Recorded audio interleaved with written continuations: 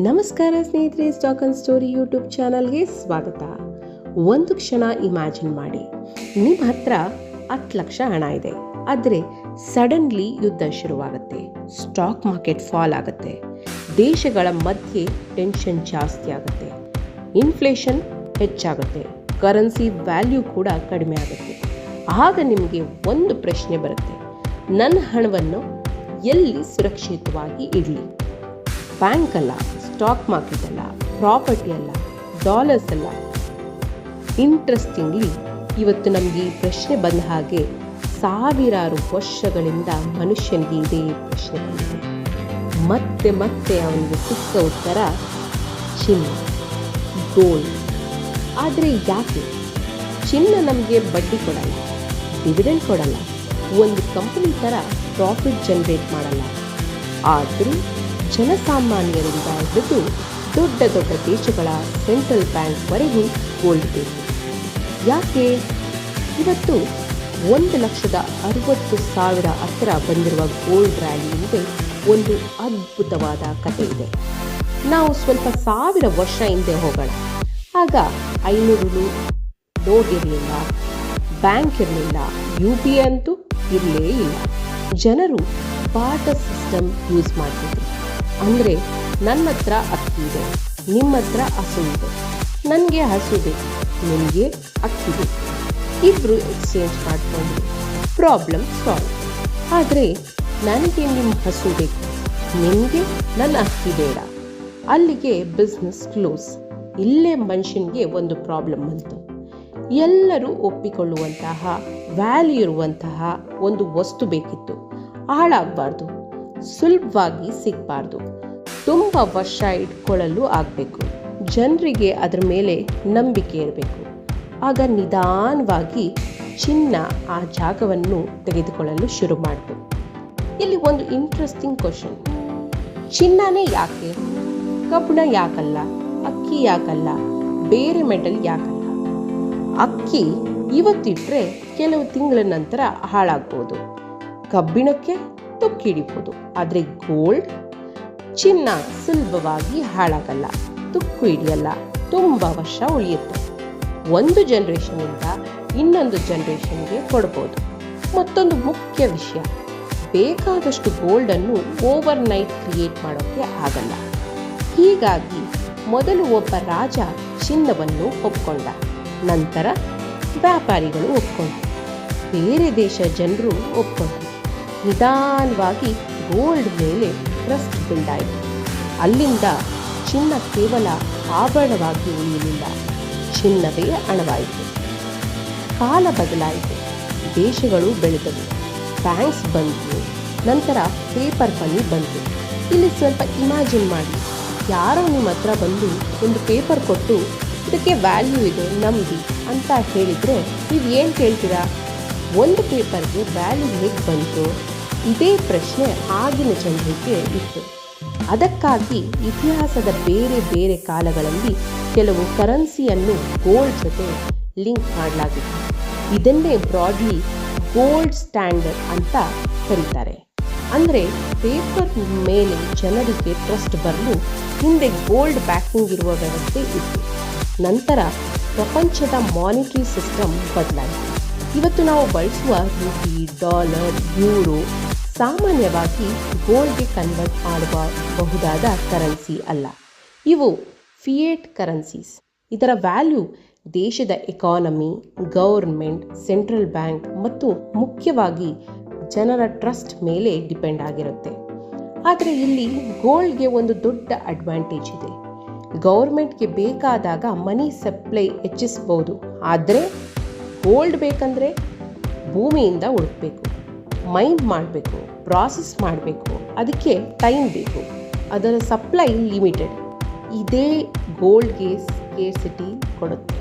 ಇವತ್ತಿನ ಇನ್ವೆಸ್ಟರ್ ಬೆಳಗ್ಗೆ phone open ಮಾಡ್ತಾನೆ, ಮೊದಲ ನ್ಯೂಸ್ ದೇಶಗಳ ನಡುವೆ ಟೆನ್ಷನ್, ಎರಡನೇ ನ್ಯೂಸ್ US ಡೆಟ್ ಬಗ್ಗೆ ಕನ್ಸರ್ನ್, ಮೂರನೇ ನ್ಯೂಸ್ ಇಂಟ್ರೆಸ್ಟ್ ರೇಟ್ ಅನ್ಸರ್ಟಿನಿಟಿ, ನಾಲ್ಕನೇ ನ್ಯೂಸ್ ಕರೆನ್ಸಿ ವಾಲಟಿಲಿಟಿ. ಇನ್ವೆಸ್ಟರ್ಸ್ಗೆ ನಿಧಾನವಾಗಿ ಭಯ ಶುರುವಾಗುತ್ತೆ. ಮಾರ್ಕೆಟ್ಗೆ ಏನಾಗುತ್ತೆ, ನನ್ನ ಮನಿ ಸೇಫ್ ಇದೆಯಾ, ಇನ್ಫ್ಲೇಷನ್ ಜಾಸ್ತಿ ಆದರೆ, ಕರೆನ್ಸಿ ವ್ಯಾಲ್ಯೂ ಕಡಿಮೆ ಆದರೆ, ಆಗ ಅವನು ಹುಡುಕೋದು ಸೇಫ್ ಹೆವೆನ್. ಅಲ್ಲೇ ಮತ್ತೆ ಎಂಟ್ರಿ ಕೊಡುತ್ತೆ ಗೋಲ್ಡ್. ಅದಕ್ಕೆ ಗೋಲ್ಡನ್ನು ಸೇಫ್ ಹೆವೆನ್ ಅಸೆಟ್ ಅಂತ ಕರೀತಾರೆ. ಅಂದರೆ ಗೋಲ್ಡ್ ಯಾವತ್ತೂ ಫಾಲ್ ಆಗಲ್ಲ ಅಂತ ಅಲ್ಲ, ಆದರೆ ಅನ್ಸರ್ಟನಿಟಿ ಜಾಸ್ತಿ ಆದಾಗ ಜನರು ತಿರುಗುವ ಟೆಂಡೆನ್ಸಿ ಇರುತ್ತೆ, ಡಿಮ್ಯಾಂಡ್ ಹೆಚ್ಚಾಗುತ್ತೆ ಮತ್ತು ಪ್ರೈಸ್ ಮೇಲೆ ಪ್ರೆಷರ್ ಬರುತ್ತೆ. ಇಲ್ಲಿ ಕತೆಗೆ ದೊಡ್ಡ ಟ್ವಿಸ್ಟ್ ಇದೆ. ನಾವು ಸಾಮಾನ್ಯವಾಗಿ ಏನು ಅಂದ್ಕೊಳ್ತೀವಿ, ಇಂಡಿಯನ್ಸ್ಗೆ ಗೋಲ್ಡ್ ಅಂದರೆ ತುಂಬ ಇಷ್ಟ, ಕರೆಕ್ಟ್.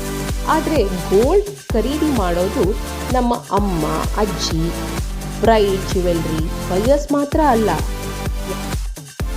ದೇಶಗಳ ಸೆಂಟ್ರಲ್ ಬ್ಯಾಂಕ್ಸ್ ಕೂಡ ಗೋಲ್ಡ್ ಇಟ್ಕೊಳ್ತವೆ. ಯಾಕೆ? ಒಂದು ದೇಶ ತನ್ನ ರಿಸರ್ವ್ಸ್ನಲ್ಲಿ ಎಲ್ಲ ಒಂದೇ ಕರೆನ್ಸಿ ಮೇಲೆ ಡಿಪೆಂಡ್ ಆಗಿರಬಾರ್ದು. ಡಾಲರ್ಸ್ ಇರುತ್ತೆ, ಫಾರಿನ್ ಬಾಂಡ್ಸ್ ಇರುತ್ತೆ, ಮತ್ತು ಗೋಲ್ಡ್ ಕೂಡ ಇರುತ್ತೆ. ಯಾಕಂದರೆ ಗೋಲ್ಡ್ ಒಂದು ಕಂಟ್ರಿಯ ಕರೆನ್ಸಿ ಅಲ್ಲ, ಗೋಲ್ಡ್ ಮತ್ತೊಬ್ಬರ ಲಯಬಿಲಿಟಿ ಅಲ್ಲ. ನಿಮ್ಮ ಹತ್ರ ಫಿಸಿಕಲ್ ಗೋಲ್ಡ್ ಇದ್ದರೆ ಅದು ನಿಮ್ಮ ಅಸೆಟ್. ಅದಕ್ಕಾಗಿ ಸೆಂಟ್ರಲ್ ಬ್ಯಾಂಕ್ಸ್ ಕೂಡ ಗೋಲ್ಡನ್ನು ರಿಸರ್ವ್ ಅಸೆಟ್ ಆಗಿ ನೋಡುತ್ತವೆ. ಇದು ತುಂಬ ಜನರಿಗೆ ಇರುವ ಡೌಟ್. ಅಮೇರಿಕಾದಲ್ಲಿ ಡಾಲರ್ ವೀಕ್ ಆದರೆ ನಮ್ಮ ಬೆಂಗಳೂರಿನ ಜ್ಯುವೆಲ್ರಿ ಶಾಪ್ನಲ್ಲಿ ಗೋಲ್ಡ್ ಯಾಕೆ ರೇಟ್ ಚೇಂಜ್ ಆಗಬೇಕು ಅಂತ. ಅದಕ್ಕಾಗಿ ಸೆಂಟ್ರಲ್ ಬ್ಯಾಂಕ್ಸ್ ಕೂಡ ಗೋಲ್ಡನ್ನು ರಿಸರ್ವ್ ಅಸೆಟ್ ಆಗಿ ನೋಡ್ತವೆ. ಇದು ತುಂಬ ಜನರಿಗೆ ಇರುವ ಡೌಟ್. ಅಮೇರಿಕಾದಲ್ಲಿ ಡಾಲರ್ ವೀಕ್ ಆದರೆ ನಮ್ಮ ಬೆಂಗಳೂರಿನ ಜ್ಯುವೆಲ್ರಿ ಶಾಪ್ನಲ್ಲಿ ಗೋಲ್ಡ್ ರೇಟ್ ಯಾಕೆ ಚೇಂಜ್ ಆಗಬೇಕು? ಸಿಂಪಲ್. ಇಂಟರ್ನ್ಯಾಷನಲ್ ಮಾರ್ಕೆಟ್ನಲ್ಲಿ ಗೋಲ್ಡ್ ಪ್ರೈಸಸ್ $ನಲ್ಲಿ ಕೋಟ್ ಆಗುತ್ತೆ. ಆದ್ದರಿಂದ ಭಾರತದಲ್ಲಿ ಗೋಲ್ಡ್ ರೇಟ್ ಮೇಲೆ 2 ದೊಡ್ಡ ಫ್ಯಾಕ್ಟರ್ ಪರಿಣಾಮ ಬೀರುತ್ತೆ. ಒಂದು, international gold price. 2, dollar versus rupee. Example, international gold price same ಇದೆ ಅಂತ ಇಟ್ಕೊಳ್ಳಿ, ಆದರೆ ರುಪಿ ಡಾಲರ್ ವಿರುದ್ಧ ವೀಕ್ ಆಗಿದೆ. ಆಗ ಅದೇ ಗೋಲ್ಡನ್ನು ಇಂಡಿಯಾಗೆ ತರಲು ಹೆಚ್ಚು ರುಪೀಸ್ ಬೇಕಾಗ್ಬೋದು. ಅಂದರೆ ಇಂಟರ್ನ್ಯಾಷನಲ್ ಗೋಲ್ಡ್ ಪ್ರೈಸಸ್ ಅಪ್ ಆದರೆ ರುಪಿ ವೀಕ್ ಆದರೂ ಎಫೆಕ್ಟ್. 2 ಒಂದೇ ಸಮಯದಲ್ಲಿ ಆದರೆ ಡಬಲ್ ಇಂಪ್ಯಾಕ್ಟ್ ಆಗ್ಬೋದು. ಅದಕ್ಕೆ US ನಡೆಯುವ ಘಟನೆ ನಮ್ಮ ಮನೆಯ ಗೋಲ್ಡ್ ಬಜೆಟ್ವರೆಗೂ ಬರ್ಬೋದು. ಇಂಡಿಯಾದಲ್ಲಿ ಗೋಲ್ಡ್ ಅಂದರೆ ಕೇವಲ ಇನ್ವೆಸ್ಟ್ಮೆಂಟ್ ಅಲ್ಲ, ಗೋಲ್ಡ್ ಅಂದರೆ ಎಮೋಷನ್. ಮಗು ಹುಟ್ಟಿದ್ರೆ ಗೋಲ್ಡ್, ಮದುವೆ ಆದರೆ ಗೋಲ್ಡ್, ಅಕ್ಷಯ ತೃತೀಯ ಅಂದರೆ ಗೋಲ್ಡ್, ಧನ್ತೆರಸ್ ಅಂದರೆ ಗೋಲ್ಡ್, ಹಬ್ಬ ಅಂದರೆ ಗೋಲ್ಡ್, ಮಗಳ ಫ್ಯೂಚರ್ಗೆ ಇರಲಿ ಅಂತ ಗೋಲ್ಡ್ ತೆಗೆದು ಇಡುವ ಪೇರೆಂಟ್ಸ್ ಇವತ್ತಿಗೂ ಇದ್ದಾರೆ. ಒಂದು ಜನ್ರೇಷನಿಂದ ಇನ್ನೊಂದು ಜನ್ರೇಷನ್ಗೆ ಗೋಲ್ಡ್ ಟ್ರಾನ್ಸ್ಫರ್ ಆಗ್ತಾ ಬಂದಿದೆ. ಅದಕ್ಕೆ ಗೋಲ್ಡ್ ಡಿಮ್ಯಾಂಡ್ ಸ್ಟ್ರಾಂಗ್ ಇದ್ದಾಗ ಇಂಡಿಯಾದಿಂದ ಜ್ಯುವೆಲ್ರಿ ಮತ್ತು ಇನ್ವೆಸ್ಟ್ಮೆಂಟ್ ಡಿಮ್ಯಾಂಡ್ ಆ್ಯಡ್ ಆದರೆ ಗೋಲ್ಡ್ ಪ್ರೈಸಸ್ಗೆ ಇನ್ನಷ್ಟು ಸಪೋರ್ಟ್ ಸಿಗ್ಬೋದು. ಈಗ ಪಝಲ್ನ ಎಲ್ಲ ಪೀಸಸ್ ಸೇರಿಸೋಣ. ಒಂದು ಕಡೆ ಗ್ಲೋಬಲ್ ಅನ್ಸರ್ಟನಿಟಿ, ಇನ್ನೊಂದು ಕಡೆ ಸೇಫ್ ಹ್ಯಾವೆನ್ ಡಿಮ್ಯಾಂಡ್, ಮತ್ತೊಂದು ಕಡೆ ಸೆಂಟ್ರಲ್ ಬ್ಯಾಂಕ್ಸ್ ಗೋಲ್ಡ್ ಡಿಮ್ಯಾಂಡ್, ಅದರ ಜೊತೆ ಡಾಲರ್ ಆ್ಯಂಡ್ ಕರೆನ್ಸಿ ಮೂವ್ಮೆಂಟ್ ಮತ್ತು ಇಂಡಿಯಾ ಡಿಮ್ಯಾಂಡ್. ಇವೆಲ್ಲ ಸೇರಿ ಗೋಲ್ಡ್ಗೆ ಸ್ಟ್ರಾಂಗ್ ಡಿಮ್ಯಾಂಡ್ ಕ್ರಿಯೇಟ್ ಮಾಡ್ಬೋದು. ನಾವು ಕೊನೆಗೆ ಹೆಡ್ಲೈನ್ನಲ್ಲಿ ನೋಡುವುದು ಮಾತ್ರ ಗೋಲ್ಡ್ ಪ್ರೈಸಸ್ ನ್ಯೂ ಹೈ. ಆದರೆ ಆ ಒಂದು ಹೆಡ್ಲೈನ್ ಹಿಂದೆ ಇಷ್ಟು ದೊಡ್ಡ ಗ್ಲೋಬಲ್ ಸ್ಟೋರಿ ಇರುತ್ತೆ. ಇಲ್ಲೇ ತುಂಬ ಕೇರ್ಫುಲ್ ಆಗಬೇಕು.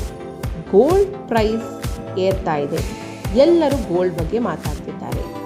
ಸೋಷಿಯಲ್ ಮೀಡಿಯಾದಲ್ಲಿ ಗೋಲ್ಡ್ ಇನ್ನೂ ಏರುತ್ತಾ, ಇಲ್ಲಿಂದ ಡಬಲ್, ಮಿಸ್ ಮಾಡ್ಕೋಬೇಡಿ ಅಂತ ವಿಡಿಯೋಸ್ ಬರ್ಬೋದು. ಆಗ ನಮಗೆ ಫೋಮೋ ಶುರುವಾಗುತ್ತೆ. ಅಯ್ಯೋ, ನಾನು ಮಿಸ್ ಮಾಡಿಕೊಂಡೆ, ಈಗಾದರೂ ಬೈ ಮಾಡೋಣ. ಆದರೆ ಇದೇ ಡೇಂಜರಸ್. ಯಾವ ಅಸೆಟ್ ಕೂಡ ಸ್ಟ್ರೈಟ್ ಲೈನ್ನಲ್ಲಿ ಮೇಲಕ್ಕೆ ಹೋಗಲ್ಲ. ಗೋಲ್ಡು ಕರೆಕ್ಷನ್ ಬರ್ಬೋದು, ಡಾಲರ್ ಸ್ಟ್ರೆಂಥನ್ ಆಗ್ಬೋದು, ಇಂಟ್ರೆಸ್ಟ್ ರೇಟ್ ಎಕ್ಸ್ಪೆಕ್ಟೇಷನ್ಸ್ ಬದಲಾಗ್ಬೋದು, ಗ್ಲೋಬಲ್ ಟೆನ್ಷನ್ ಕಡಿಮೆ ಆಗ್ಬೋದು, ಇನ್ವೆಸ್ಟರ್ಸ್ ಪ್ರಾಫಿಟ್ ಬುಕಿಂಗ್ ಮಾಡ್ಬೋದು. ಹಾಗಾಗಿ gold is not equal to guarantee profit. Gold ಒಂದು ಡೈವರ್ಸಿಫಿಕೇಷನ್ ಅಸೆಟ್ ಆಗಿರ್ಬೋದು, ಆದರೆ ಪ್ರೈಸಸ್ ಏರ್ತಿದೆ ಅನ್ನೋ ಒಂದೇ ಕಾರಣಕ್ಕೆ ಇನ್ವೆಸ್ಟ್ಮೆಂಟ್ ಮಾಡೋದು ಸರಿಯಲ್ಲ. ಈಗ ಮತ್ತೆ ನಮ್ಮ ಸ್ಟೋರಿ ಸ್ಟಾರ್ಟ್ ಆದ ಜಾಗಕ್ಕೆ ಹೋಗೋಣ. ನಿಮ್ಮ ಹತ್ರ 10 ಲಕ್ಷ ಇದೆ, ವರ್ಲ್ಡ್ ಅನ್ಸರ್ಟನಿಟಿ ಆಗಿದೆ. ನಿಮ್ಮ ವೆಲ್ತನ್ನು ಎಲ್ಲಿ ಪ್ರೊಟೆಕ್ಟ್ ಮಾಡ್ಬೋದು? ಇದೇ ಪ್ರಶ್ನೆಯನ್ನು ಸಾವಿರಾರು ವರ್ಷಗಳ ಹಿಂದೆ ಒಬ್ಬ ವ್ಯಾಪಾರಿ ಕೇಳಿದ್ದ. ರಾಜರು ಕೇಳಿದರು, ನಮ್ಮ ಗ್ರ್ಯಾಂಡ್ ಪೇರೆಂಟ್ಸ್ ಕೇಳಿದರು ಮತ್ತು ಇವತ್ತು ದೊಡ್ಡ ದೊಡ್ಡ ಇನ್ವೆಸ್ಟರ್ಸ್ ಮತ್ತು ಸೆಂಟ್ರಲ್ ಬ್ಯಾಂಕ್ಸ್ ಕೂಡ ಕೇಳ್ತಿದ್ದಾರೆ. ಪ್ರಪಂಚ ತುಂಬ ಬದಲಾಗಿದೆ. ರಾಜ್ಯಗಳು ಬದಲಾಗಿವೆ, ಸಾಮ್ರಾಜ್ಯಗಳು ನಾಶವಾಗಿವೆ, ಪೇಪರ್ ಮನಿ ಬಂತು, ಕ್ರೆಡಿಟ್ ಕಾರ್ಡ್ ಬಂತು, UPI ಬಂತು, ಕ್ರಿಪ್ಟೋ ಬಂತು. ಆದರೆ ಸಾವಿರಾರು ವರ್ಷಗಳ ಹಿಂದಿದ್ದ ಒಂದು ಹಳದಿ ಮೆಟಲ್ ಮಾತ್ರ ಮನುಷ್ಯನ ಜೊತೆ ಉಳಿದುಕೊಂಡಿದೆ. ಗೋಲ್ಡ್. ನಿಜವಾದ ಪವರ್ ಅದರ ಕಲ್ಲರ್ ಅಲ್ಲ, ಜ್ಯುವೆಲ್ರಿ ಅಲ್ಲ, ಅದರ ನಿಜವಾದ ಪವರ್ ಟ್ರಸ್ಟ್. ಸಾವಿರಾರು ವರ್ಷಗಳಿಂದ ಮನುಷ್ಯ ಗೋಲ್ಡ್ಗೆ ವ್ಯಾಲ್ಯೂ ಇದೆ ಅಂತ ನಂಬಿದ್ದಾನೆ ಮತ್ತು ಜಗತ್ತಿನ ಬೇರೆ ಅಸೆಟ್ಸ್ ಮೇಲೆ ಟ್ರಸ್ಟ್ ಶೇಕ್ ಆದಾಗ ಅದೇ ಹಳೆಯ ಗೋಲ್ಡ್ ಮತ್ತೆ ನೆನಪಾಗುತ್ತೆ. ಹಾಗಾಗಿ ಮುಂದಿನ ಸಲ ಗೋಲ್ಡ್ ಪ್ರೈಸ್ ಮತ್ತೆ ರೆಕಾರ್ಡ್ ಅಂತ ನ್ಯೂಸ್ ನೋಡಿದಾಗ ತಕ್ಷಣ ಗೋಲ್ಡ್ ಬೈ ಮಾಡಲಾ ಅಂತ ಕೇಳಬೇಡಿ. ಮೊದಲು ಒಂದು ಪ್ರಶ್ನೆ ಕೇಳಿ, ಪ್ರಪಂಚ ಈಗ ಗೋಲ್ಡ್ ಯಾಕೆ ಖರೀದಿ ಮಾಡ್ತಿದೆ? ಯಾಕಂದರೆ ಪ್ರೈಸ್ ನಮಗೆ ಏನಾಯಿತು ಅಂತ ಹೇಳುತ್ತೆ, ಆದರೆ ಸ್ಟೋರಿ ನಮಗೆ ಯಾಕಾಯಿತು ಅಂತ ಹೇಳುತ್ತೆ. ಇದೇ ನಮ್ಮ ಸ್ಟಾಕ್ ಅಂಡ್ ಸ್ಟೋರಿ. ಪ್ರೈಸ್ ಮಾತ್ರ ನೋಡಬೇಡಿ, ಅದರ ಹಿಂದಿರುವ ಸ್ಟೋರಿಯನ್ನು ತಿಳ್ಕೊಳ್ಳಿ. ಇಂತಹ ಇಂಟ್ರೆಸ್ಟಿಂಗ್ ಅಪ್ಡೇಟ್ಗಳಿಗಾಗಿ ಸ್ಟಾಕ್ ಅಂಡ್ ಸ್ಟೋರಿ ಯೂಟ್ಯೂಬ್ ಚಾನಲ್ನ ಸಬ್ಸ್ಕ್ರೈಬ್ ಮಾಡಿ. ನಮಸ್ಕಾರ.